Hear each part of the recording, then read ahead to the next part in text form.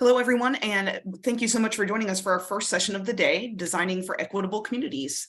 I'm going to go ahead and kick it off to our team from Studios and Land Collective, and after they wrap up, we will have time for Q&A, so please do utilize that Q&A box or the chat, and we will take your questions at the end. So, folks, I will turn it over to you.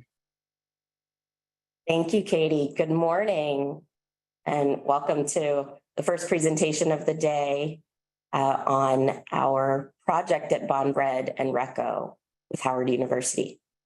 My name is Marnie Heath, principal with Studios Architecture and one of the principals on this project. I'm joined today by my colleague, Camille Rorick, who's an associate principal and project manager on this project, and by our partner, David Rubin, who is the founder of Land Collective, an amazingly talented landscape architecture firm who Studios has had the pleasure of working with on a number of projects across the world.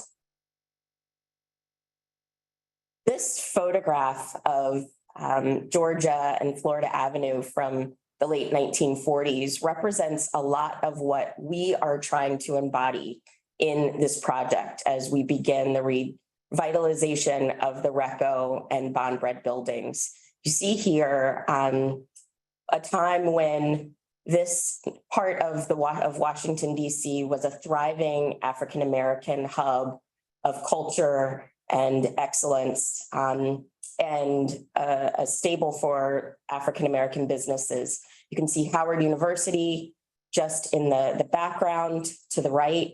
And you can also see the prominence of the WRECO and Bond-Red buildings as a part of this community to the left, particularly Bond-Red and the visibility of that building within this photograph. This is a lot of what we're trying to capture, and we're working together with 3 developers as a part of our team. They are our client, Eden's Menkiti Group and Fivesquares. The 3 of these development partners represent a rich wealth of knowledge and depth of experience in mixed-use development, revitalizations, and retail. They are working in cooperation with Howard University on this development project. The mixed-use project that we are going to present to you today combines 469 units of residential, part of which is affordable, hotel with 180 keys, retail at about 50,000 square feet, and a public courtyard or plaza space, which is really the heart of our project, and you'll hear us talk quite a lot about that today. And this is the location of our site. You can see here in pink both the WRECO and Bond-Red located adjacent to Howard University across Georgia Avenue and extending a full block over to 8th Street and then north-south from V Street to W Street. It sits within a confluence of several communities, including Howard, LaDroit Park, Shaw, U Street, and Pleasant Plains.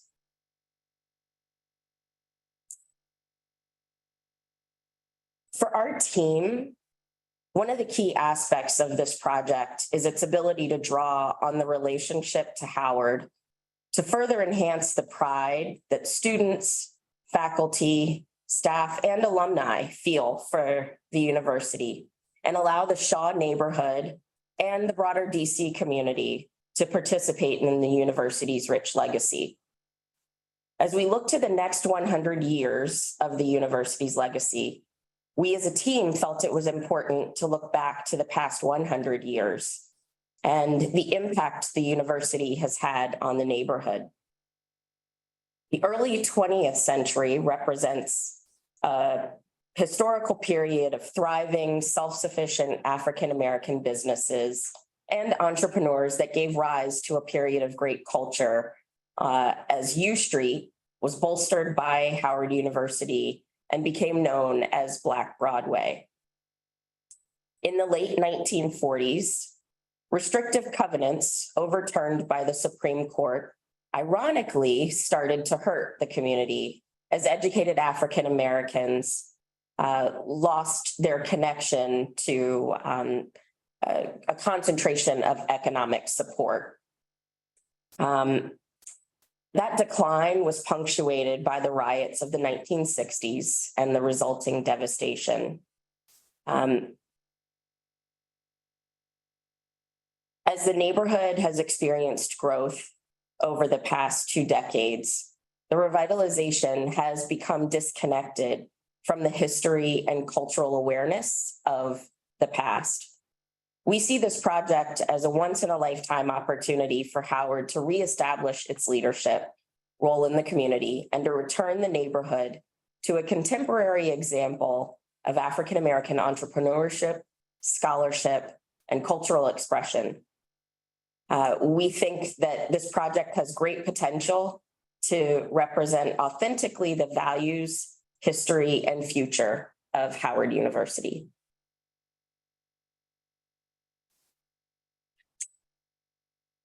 Both the Bond-Bread and WRECO buildings are historically landmarked buildings and have a significant history in the district.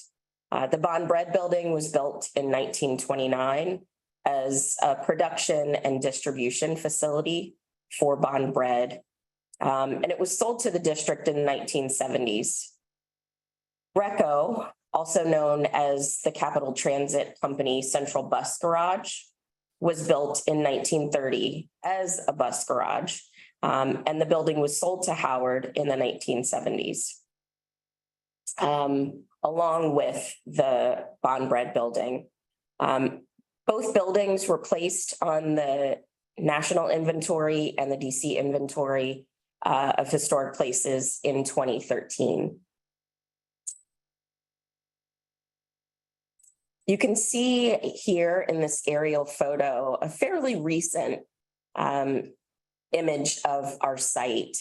You can see 8th Street, Georgia Avenue, and then V Street and W Street, the full expanse of our project site. The buildings have sat vacant for many years now and are quite dilapidated in poor structural condition. And you can see here the trusses of the WRECO garage exposed now due to the dilapidated roof structure that's largely fallen, but was subsequently removed in order to prevent damage to workers as they were doing some excavation and inside the site. As we move around, can go to the next. The character of each of the sides of our site and the character of the streetscape varies greatly as you move around the site of WRECO and Bond-Bread. Here you see the front facades of both buildings along Georgia Avenue, which is a very bustling urban throughway, highly trafficked street with vehicular, bus, and bike traffic, as well as pedestrian traffic. As we move around to the south of the building, you see the elevation of V Street. This is also a prominent throughway for the city, and you can begin to see here some of the existing openings of the WRECO garage building. W Street has been closed off for quite some time, and a part of our project goals are to reconnect the city by opening W Street again. But this is the W Street facade of the Bond-Bread building, one that is in probably the poorest condition structurally of all of the existing facades. And then 8th Street, which is really sort of the back of our site. This is a much more intimate street, flanked by retail that's existing on the Atlantic Plumbing building, and in the future by retail for us, but will also serve as a service entry for our site. The interior of the buildings are in very poor shape. Again, they've sat vacant for quite some time. There's quite a bit of vagrant activity that's happened within the buildings, but also some really beautiful graffiti that's emerged within the buildings, some of which we hope to keep. You can keep going. This is another view inside the Bond Bread building. You can begin to see, again, some of the graffiti, some of the existing structure. These mushroom capital columns are very unique to this building, but also to buildings of this era, and part of the historic fabric that our team is working hard to maintain as a part of the new experience of Bond Bread. And here you see a photo of the interior of the WRECO garage building. This represents really the character defining space of WRECO as the central volume of the bus garage and the extent of trusses that run north-south through the building. We'll talk quite a bit about these trusses. As our team gathered together at the very beginning of this project, we felt it was important to establish a set of guiding principles. There's so much richness to this project and of what we're trying to accomplish. And we wanted to make sure that none of this was lost as we began to explore the potential for these sites. It was really important to our team that we embrace the cultural heritage and character of both the district as well as the surrounding communities and Howard University, one of the nation's premier HBCUs. We want this to be a place where people come together and that becomes a destination for a diversity of populations, students, certainly from Howard University, but also longtime residents of the district, new residents, visitors to the district. We want this to be a place where people will connect, linger, engage, but also a place where we are creating connections between the surrounding communities. We do have two historic buildings on this site, and we wanted to make sure that we do everything we can to retain as much of these buildings as possible, so that this really is a project about preservation, but one that is also about bringing new life to a historic site with architecture that is complementary of the historic architecture and historic fabric. Sustainability is also really important to our team and a part of our overall strategy. And we really want this to be a vibrant town gown district that amplifies the significance and presence, the brand of Howard University.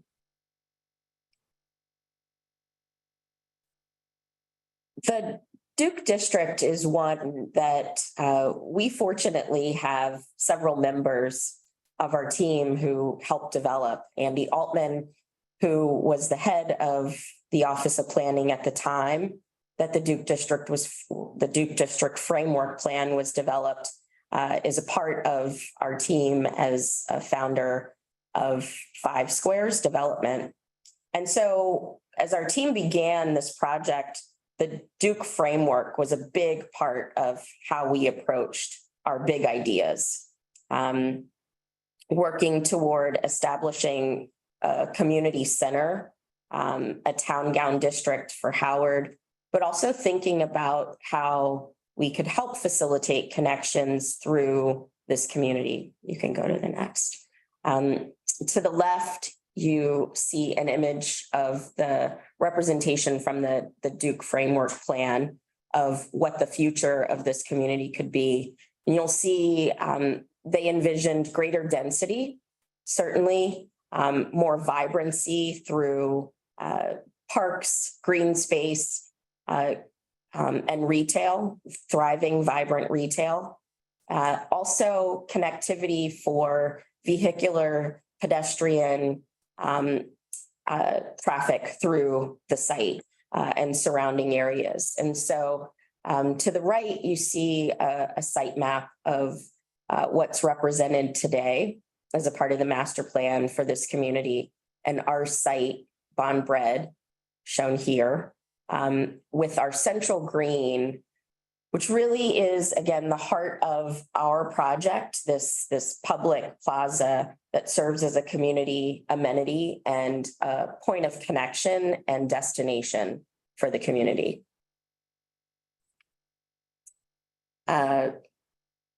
The surrounding communities of Pleasant Plains, Howard University, LaDroit Park, Shaw, U Street, we think are all very important to bring together as a part of this project.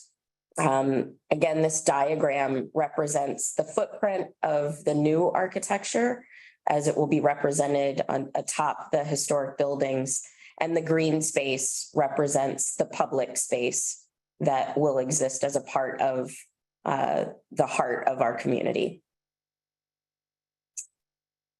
This is an aerial view of what will be the full density of this surrounding area around our site.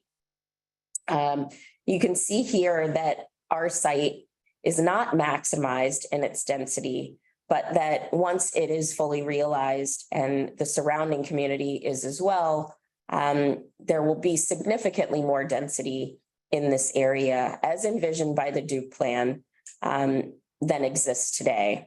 Mostly today, what you see here are parking lots.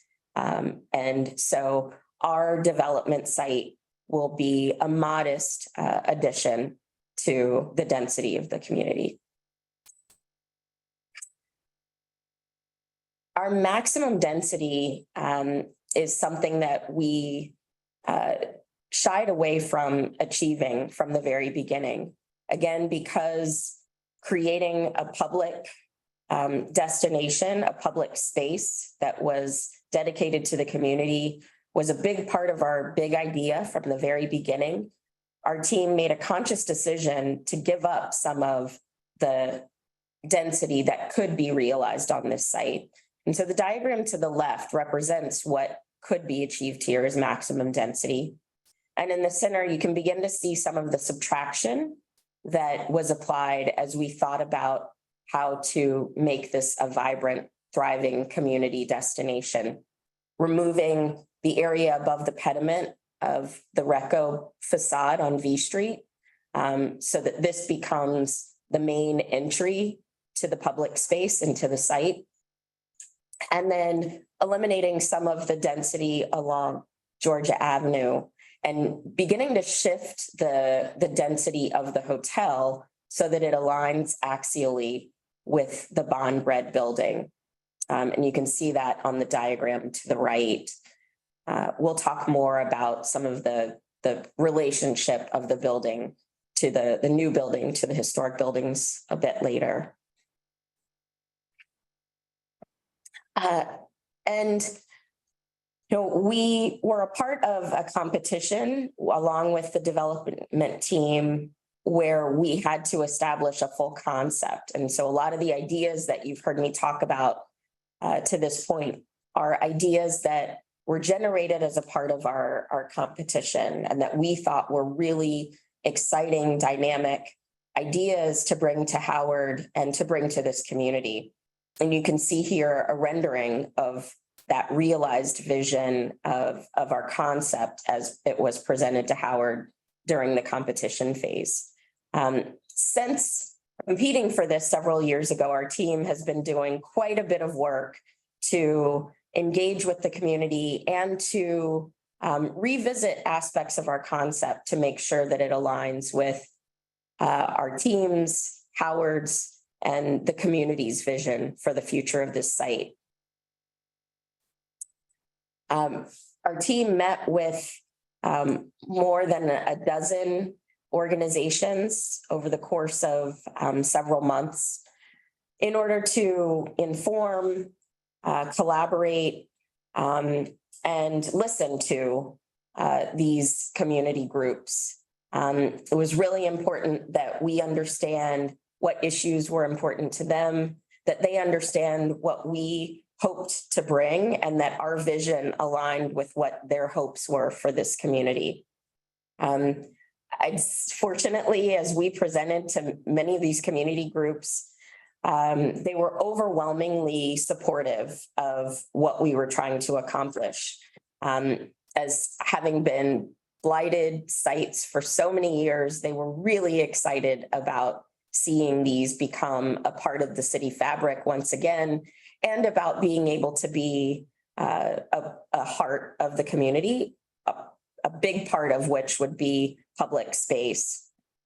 Some of their concerns were around making sure that we have affordability built into our residential, that we think about security, particularly given the public nature of a large portion of our site, and that we are very thoughtful about who is brought to these retail spaces, and giving opportunity to local businesses, incubator businesses, and African-American businesses, which were all in alignment with our goals. We did quite a bit of work with the DC Preservation League and the Historic Preservation Office as we approached our engagement with the Historic Preservation Review Board. And the design of the project has gotten significantly stronger as a preservation project through that engagement. And Cameo will walk you through that work. So yes, a lot of our collaboration with DCPL and HPO was really centered on a few specific preservation issues. The first of which here is the setback of the Bond Hotel above the ziggurat of Bond Bread. And as we saw in that 1949 image Marnique showed earlier, Bond Bread has always stood very prominently along Georgia Avenue, this very busy transportation corridor. And so we wanted to make sure that we retained that prominence. So we studied this from a bunch of different vantage points along Georgia Avenue, particularly from the pedestrian point of view, and looked at the setbacks anywhere from 10 feet to 28 feet, in conjunction with balancing the needs of the hotel itself to make sure that internal planning would still work, while we went for this, making sure that Bond Bread really stood prominently.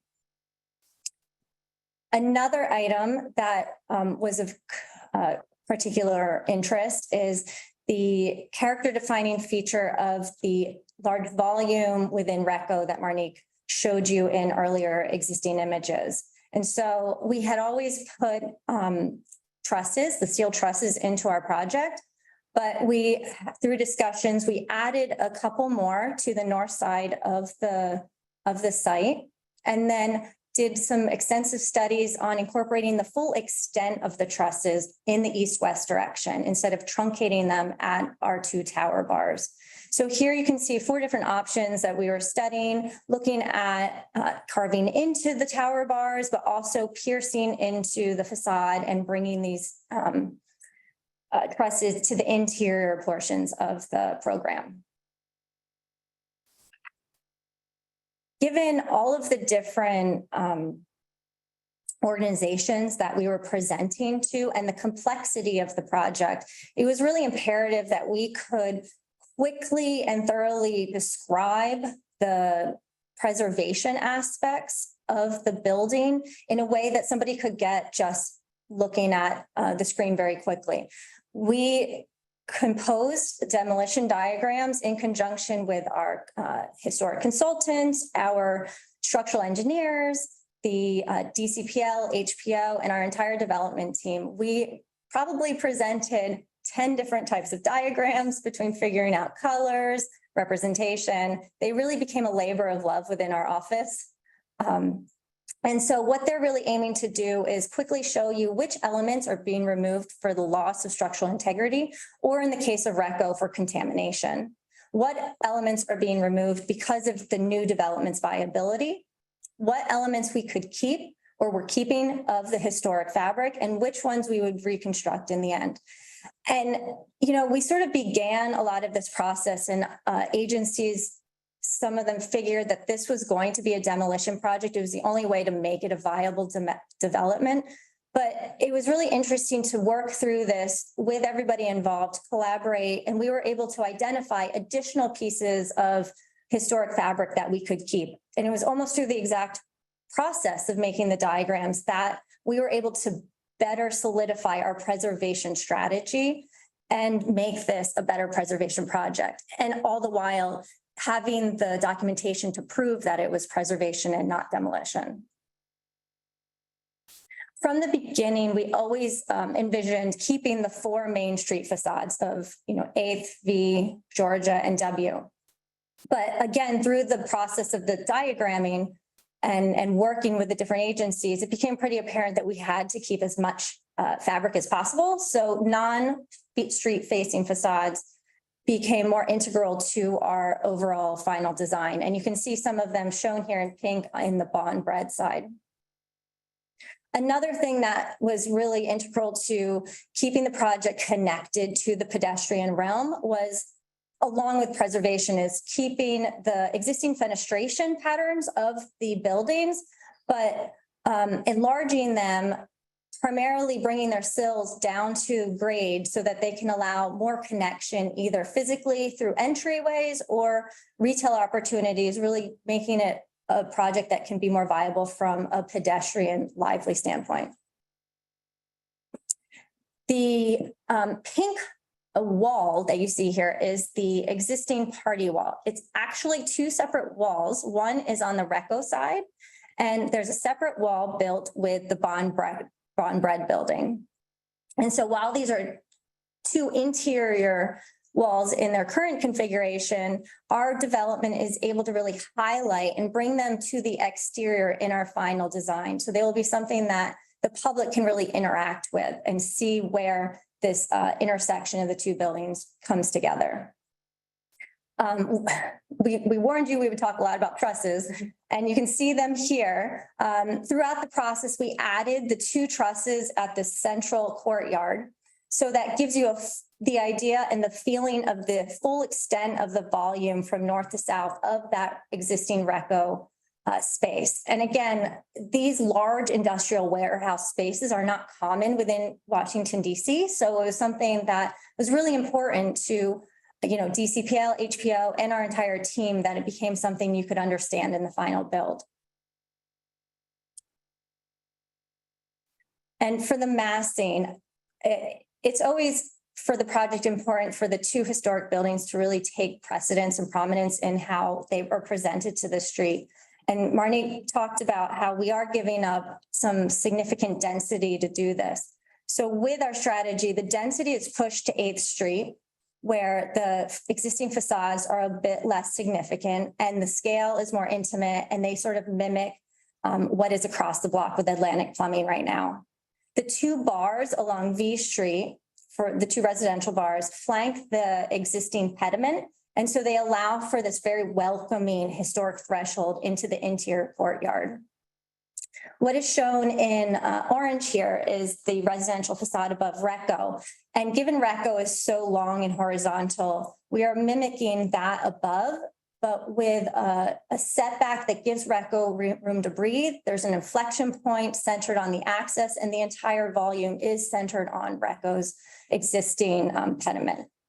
And then similarly, the hotel portion above Bond Bread is centered on Bond Bread ziggurat, pushed back as we've discussed, and it allows Bond Bread to come forward. And so all of these moves were done really with a deference to the historic architecture. Lastly, our preservation strategy utilizes the facade fenestration pattern and materiality of the new massings as ways to differentiate from the existing buildings, and also within the block to differentiate from the hotel and the residential building. So we have a facade that will be complementary but contrasting to WRECO for the residential portion shown in pink. There will similarly be a facade that complements Bond Bread in blue, and then a third facade which acts as a mediator between the 2 to bring them together, which will be above W Street and 8th Street at the north. Our ground floor plane is dedicated to the idea of connectivity through the site. You can see here in this diagram of that ground floor plane, the green area represents the area that connects through. It begins at V Street through the historic portals that and thresholds that we've enlarged to be the new entry to the site, and continues through into the Bond Bread building into what will be the hotel lobby. And so that green space within the Bond Bread building is all interior, but all intended to be publicly accessible and a part of the connectivity through the site. So this north-south connectivity is primary. We also envision east to west connections through the site, certainly through the retail, which will have entries along each of the facades of Georgia, V Street and 8th Street. But we've created a special moment along Georgia with a new, what we call alley entrance. And this is an experience that will allow you to see the party walls of WRECO and Bond Bread as you enter along the edge of those two buildings, something that you never would experience as the buildings exist today. You'll see a bit more on that alley experience later. And then as we move up, and the new building is added atop the historic buildings, you can begin to see how we're creating a series of thresholds, both through the vertical connection from north-south and east-west, but also as you move through the site and are able to experience the architecture above and in many cases, the sky. There are openings between the residential bars that surround the courtyard as you enter at V Street. And then as you move through, we have what we call a bridge of residential that exists at the center of the site and creates another moment of relief as you get to the center of what is exterior space between the bridge and the entry to the hotel. And then you move through those thresholds and the relief and experience of being able to see up and experience the historic architecture and the new together happens through skylights, which are in the ceiling plane of the hotel.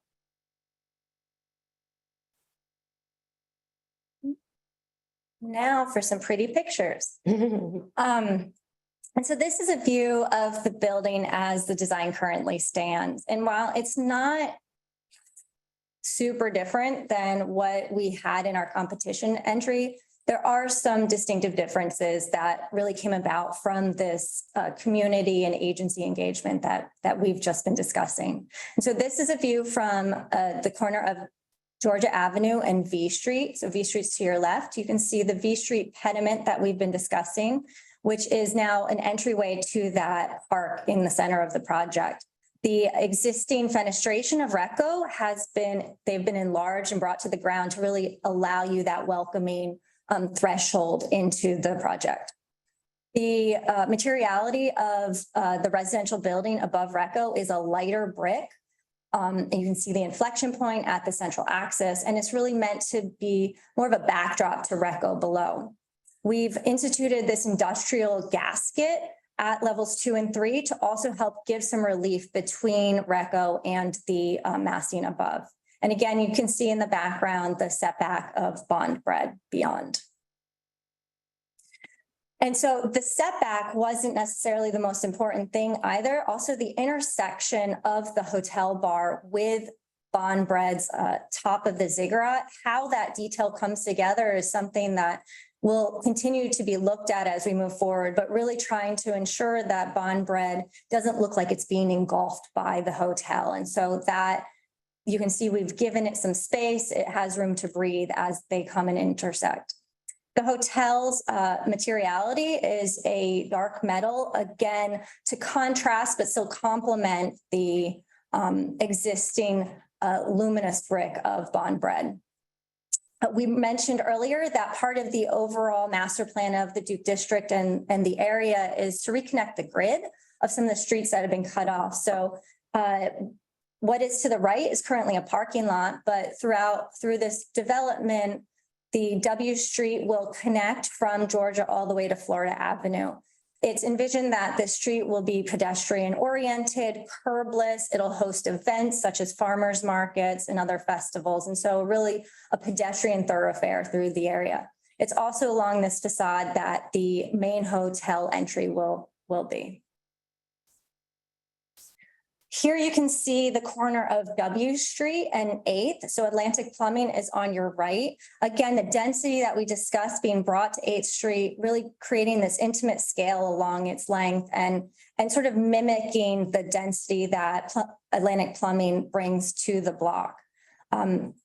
This is facade number 3, as we showed in the diagram. And so it is mediating between the dark metal of the hotel and then the lighter brick of the WRECO residential massing. Again, we see the industrial gasket that's used horizontally to give it some breathing room from bond bread below, but also it's deployed about mid-block at the intersection of bond bread and WRECO, where they come together at their party wall. And it's used vertically as a stack of balconies to give some more relief between the buildings within the middle of the block. And finally, we come into the interior of the site, which is, as we said, it is the heart of our project. It's really what we're looking to become this vibrant, exciting destination within the city. So it's being designed so that it can be programmed for countless types of events, festivals, concerts, lectures. The retail along its flanking areas can spill out into this area. And it really does start to evoke the space that WRECO's existing volume, that warehouse volume we've talked about. It gives you an idea of where that was demarcated by the trusses that are to the north here, and then the ones that we're standing under. You can see how the trusses on the right, they come and create opportunities as they carve out at the residential building at level 2, which will become balconies. And then they pierce into the retail spaces on the left, really becoming a highlight of the interior architecture. And we're really aiming for this to become very verdant, and lands have a lot of green within it, which David will speak to a little bit later. And then turning around, again, you can see the historic threshold of the V Street pediment as a welcoming entry, looking to really welcome everybody from the neighborhood, U Street, the Howard University community, Shaw, and DC as a whole, really realizing the Duke District plan here as a full destination within the city. This just gives you an idea of the final configuration of the trusses and how they are working from east to west. The 5 trusses that are at the south, and then the 2 we've added the central courtyard.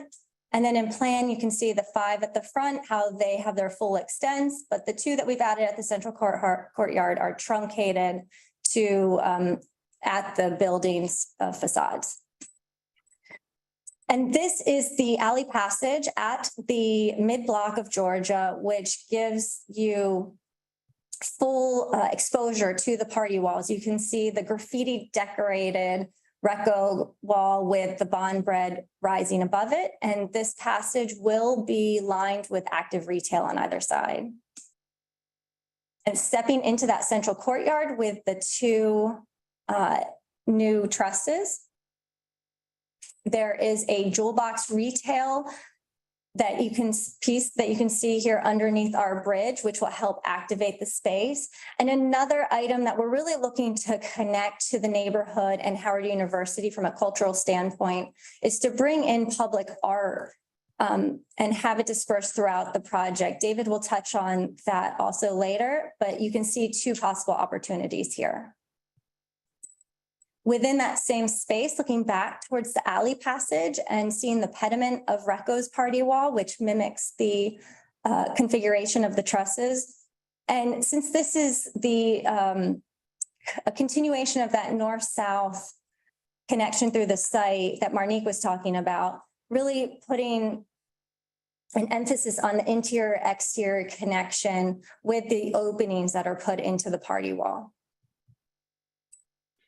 And finally, stepping into the bond bread mushroom column space. This is the space that will probably give you the most exposure to the historic fabric of the existing buildings. You can see the party wall rising through the skylights and all the historic structure within. This is going to be the lobby of the hotel, a very public space. And so continuing this public journey through the center of the site, where you can visually see from north to south with the pediment of W Street in the background.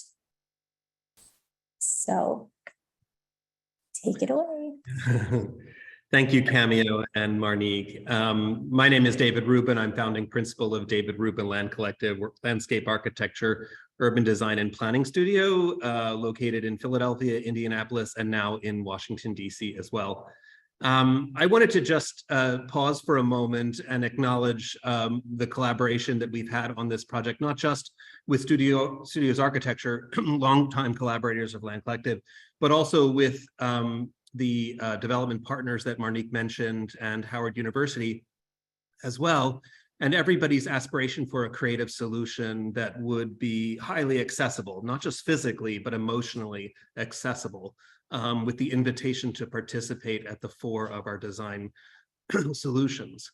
I also wanted to acknowledge the implication of these preservation actions in saving these buildings for and bringing them forward, that the skill sets of managing change in the context of bringing history forward, lifting the bell jar, making sure that it is emotionally accessible to all participants, and really highlighting the relationship between Howard University, an entrepreneurial leadership university, and its adjacencies in the neighborhood.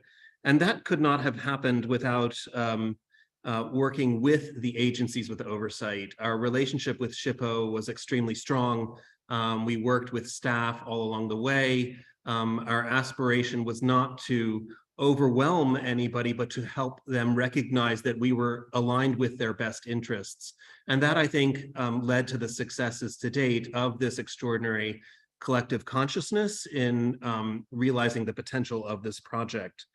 And then one last notion, which is implied by all the sections that you saw that Cameo and Marnique showed, but is important to note, and that is over the site itself, there's about 8 feet of fall that happens.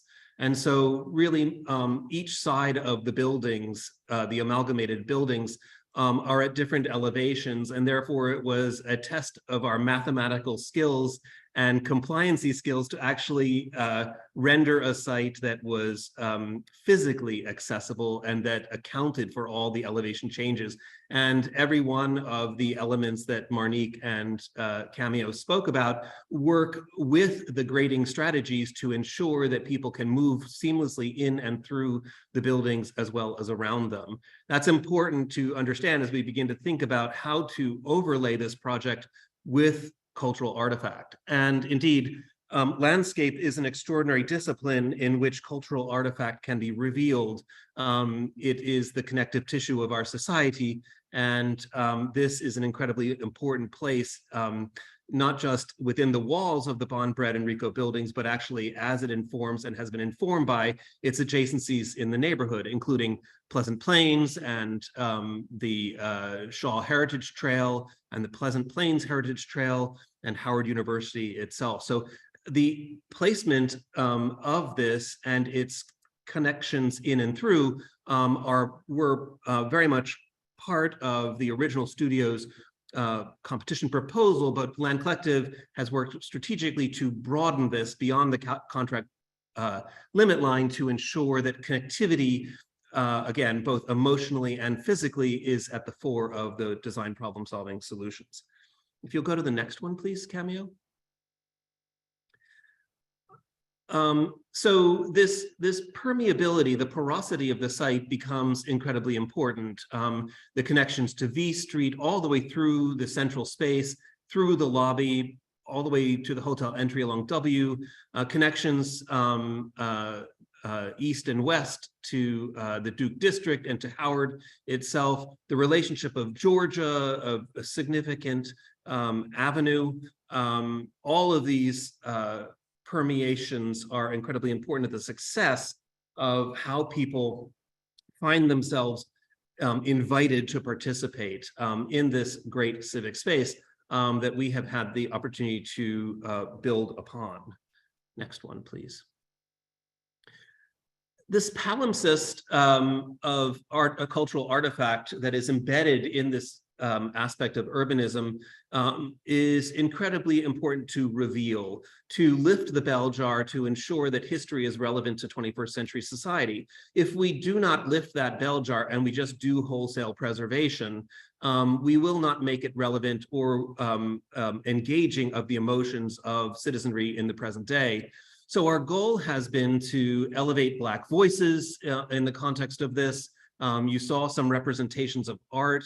My background is in the fine arts and the history of art, so cultural artifact and expression is important to our practice and our relationships with significant artists across the country, and even those within the legacy of Howard University will be written into this landscape.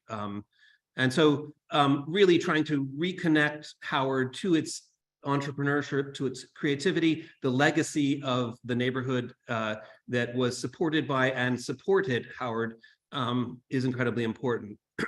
So that as you begin to participate, the neighborhood history becomes revealed. Not all of that history is beautiful, and indeed some of it is extremely challenging. There was significant segregation issues and employment history associated with WRECO, and that is nothing to be shied away from. We need to recognize the challenges that we have faced as a society, ensure that they are revealed equal to any joyful moments, so that people can understand how not to repeat history. If we ignore it, we will redo it. That's just the human behavior. So making sure that we understand both positive and negative aspects of history is incredibly important to the site itself. Next one, please, Cameo. So the district connections are incredibly important. We worked hard to work with topography as opposed to against it to ensure that these stories of entrepreneurship and community engagement really are part of that history. W Street is a direct connection between Howard and the Duke District. It's very important that we work with this landscape, the connective tissue of our urban realm, to make sure that people understand the impact of the university and the impact of the neighborhood on this extraordinary cultural history in Washington, D.C. Next one, please. We're going to do that by taking every opportunity to tell stories. Storytelling is an important part of our approach. We want to make sure that where there are opportunities for district connections, that we recognize what is in and beyond the boundaries of our project. Good landscape architects always ignore the contract boundaries because our systems often move in and through them. We at Land Collective are no stranger to going well beyond what we are contracted to undertake. It's part of the joy of the discipline that we do. And so we're really looking to integrate this holistically. Next one, please. So as has been the history of our practice, working on the ground plane is important, understanding what is underfoot, revealing what has been buried in many respects, physically and emotionally, in the context of this. And one of the beauties of this project is that 8-foot elevation change. We have a lot of opportunity to reveal.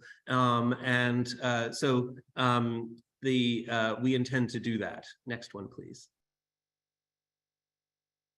And that can be seen in many different ways, not just in terms of inscription, but how we use materiality, even in the context perhaps of tokens from WRECO embedded into the ground, just to understand what was happening here. Next one, please. As Cameo referenced in the context of trusses and the underside of the bridging device, what we call the bridge belly, we have opportunities to rewrite the aerial experience of the site to become ephemeral acts of art, but also long-term engagements to understand, again, the joyful noise that could be created here. Next one, please. And these are just some of the precedents that we've been looking at, along with the artists that we have been engaged with to ensure that both local representation and international representation in the context of what is embedded in this landscape is seen and understood as vibrant. Next, please. And that we're going to use the walls wherever possible. Cameo spoke about the combined wall of the two buildings. That's one opportunity. So is the back side of the WRECO facade. There are many opportunities to use eye-level engagement, particularly in and down Georgia. And those walls can be seen in the context of lots of installations, both permanent and ephemeral. Change is important if we want to have people coming back on a regular basis. So ephemeral experience, those Instagram moments, become very much a part of the celebration of the space. Next one, please. And so indeed, furnishings, sculptural furnishings, both custom and integrated, will become part of the ascent in and through. And we take this as an opportunity, just as we did at Franklin Park with studios, to embed poetry, to embed history, to really begin to acknowledge what has happened within the layers of this community. Next one. And then just finally, a return to the interior civic space, where we aspire to have this sort of this post-industrial landscape, this gritty, vibrant, sort of vivacious connective tissue really begin to be expressive of the communities it's intended to serve. So with that, I'm going to end and invite any questions. And once again, thank both Cameo and Marnique for including Land Collective, as well as all of our partners, and to also thank all of the agencies that allowed this creativity to be possible. We're greatly appreciative of that.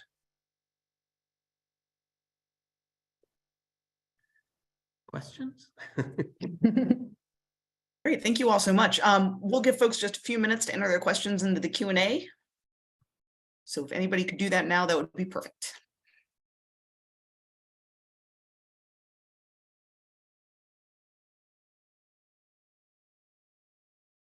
So we have our first question coming in. What about this project most exhibits to you all the new historic preservation that we're getting at today?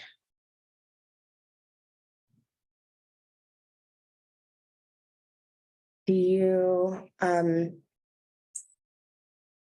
think a part of what we believe is most relevant here with historic preservation is the idea of representing an honest history.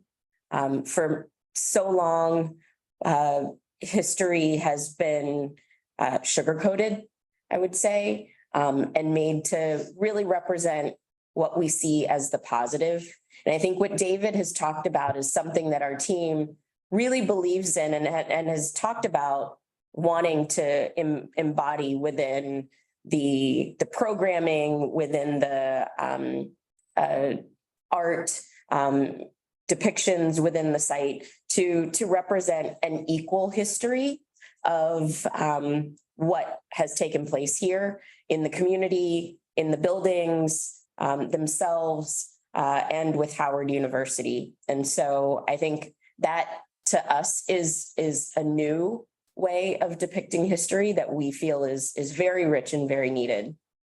And I think too, Marnique, if I can build upon that, the physical nature of the buildings themselves are significant players in the story. And so when I speak about managing change over wholesale preservation, that's an attitude that Land Collective takes to ensure that people truly do have the capacity to read what was written over time. And landscape in the context of the connective tissue, even in the urban context, is written as a political statement. There are many things that we do to reflect our culture in the context of the connective tissue. So we were very purposeful in helping people understand that saving everything was not possible, but saving the best aspects of it would bring those history forward while making the place relevant to 21st century society, and therefore could move into a new history. Otherwise, it would be lost, because the challenges of wholesale preservation, as Camille and Monique spoke about, were great. There was significant degradation. And so we worked strategically to ensure that the managed change could be seen and understood. We're still realizing a lot of that history and how it will be represented here. Just for clarity, our team has completed our entitlements phase. And so we were able to achieve approval from the Historic Preservation Review Board, a feat that this site has not been able to achieve by many other teams over the past several decades. And I think it was largely because our team took a different approach toward preservation of this site and took that effort seriously. And worked really collaboratively, as David said, with the community and district agencies to make that happen. We will continue working with the SHPO and with DC Preservation League, potentially doing further research through grants in order to garner more of the history of these sites and work together to determine how that will be represented. Great, thank you. We have a lot of questions coming in fast and furious. So folks, we'll try to get to as many of these as we can. Did this project need to go through the CFA NCPC review process? And if so, could you describe how you walked through that process? We did not. This is only subject to the Historic Preservation Review Board. So it is not a public project. And so was not subject to CFA or NCPC, and it's not within the boundaries of their territory. But we did, as I said, have to go through Historic Preservation Review Board because these are both landmarked sites. And so our engagement with the Historic Preservation Office started very early when our team was first engaged, and became much more intensive as we approached our review with the board. We actually extended and shifted our time when we initially expected to present to the board to spend more time working with the SHPO and Historic Preservation Office staff to make sure that our strategies for preservation were sound and that our representation of that through our materials was easily understood. To what extent were historic tax credits used in the project? I'm not certain that they are. I don't believe this is a historic tax credit project. I don't think so. Right. Right. Going back through these, even though they're no longer they no longer support a roof and live loads, were the existed trusses required to be tested for their structural integrity? They will be tested. Yes, absolutely. And we expect that these trusses will need to be removed, in some cases repaired, shored up, and made more structurally stable. They're some are structurally sound based on initial testing, but that we need to do significantly more study. And they'll have to be made so that they can be exterior trusses now too. Yeah. I'm laughing because we're all laughing at this, yeah. Philip, because that has been a significant dialogue all along the way. It's an incredibly expensive gesture to make on behalf of the developers themselves. There's a significant amount of cost to retaining and rehabilitating, as Camille says, these trusses. They are so important to, I think, the character of the place, as was acknowledged and confirmed by the SHPO representatives and agency. But they are also very much a part of the placemaking language. And so they're important to be understood in some means. So it's an ongoing challenge that we're facing. Understood. Well, that is all that we have time for today. Folks, I did save the pending questions. in the Q&A box. So I am happy to connect anyone with our speakers. If you have any follow-up questions, please email me at education@aiadc.com and I'll be happy to connect you all. So with that, thank you all so much for this presentation and sharing this project with us. This is really incredible. And everyone.